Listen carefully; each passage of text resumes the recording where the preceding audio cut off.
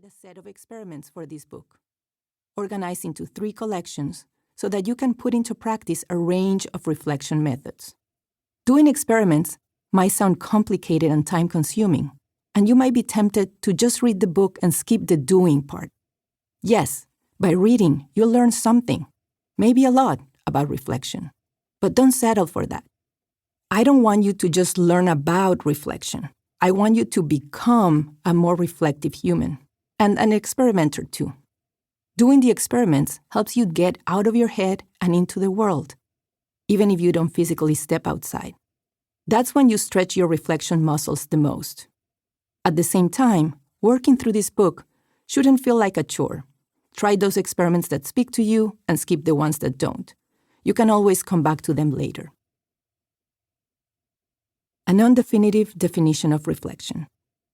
I see reflection as a whole-body process of transforming experience into meaning to shape the future. Let's unpack the components of this way of looking at reflection. Whole-body process. Our brain gets most of the credit when we talk about thinking or learning. The credit is well-deserved, as the brain does much of the heavy lifting. But in reality, the brain works with the whole body. The visual cortex of the brain receiving signals from our eyes is just one example. When it comes to reflection, the brain functions as a connector. It integrates external and internal signals captured through our senses, the networks of neurons that represent our existing knowledge, and the motor areas that trigger actions like moving or speaking. The first collection of experiments I share in this book are dedicated to amplifying the ways in which we experience the world through our senses. Transforming experience into meaning. Our experiences make up our world, and there is no one world that we all live in. Each of us navigates many worlds that we construct and reconstruct. Our concrete experiences, like reading this book or interacting with people, are the raw materials. Reflection allows us to sculpt those raw materials into structures of meaning that support our goals and shape our values. The second collection of experiments will lead you to explore reflection as a catalyst for creating meaning from your personal experiences.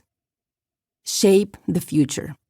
Like reflection, the future is such a familiar concept that we may not think much about it. After all, we're continuously moving into the future, whether we want to or not. The next minute, the next day, the next year. And while we usually associate reflection with the past, reflecting on the future is not only possible, but also necessary. In fact, what lies ahead of us is not a single future, but multiple possible futures. As in a chess game, at any given moment, you may make decisions that open different paths. Naturally, some decisions are more consequential than others, but this basic fact remains. By reflecting on our present decisions and the possible futures they may unlock, we go from accidental future travelers to purposeful future shapers. And when we embrace the plurality of the word futures, we can also recognize that many of our actions and decisions affect other people.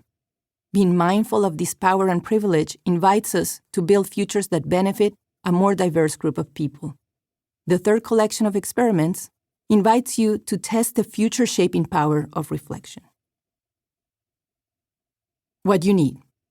For most of these experiments, you just need a pen and paper. It's important to capture your work, so I recommend getting a notebook that you can use as you work through the experiments and can refer back to later. If an experiment requires more than just pen and paper, I call it out at the start. All of the experiments can be done in a short amount of time, from 20 minutes to an hour, but you can extend any part of them.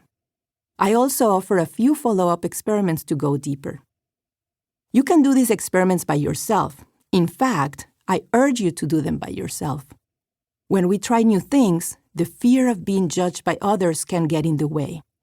In these private experiments, no one will see your thoughts and ideas, unless you choose to share them. Take full advantage of this. Give yourself permission to explore with authentic curiosity and go to uncomfortable places. This is where you'll learn the most. The anatomy of an experiment. Each experiment starts with a hypothesis to test. Simply put, a hypothesis is a statement that I...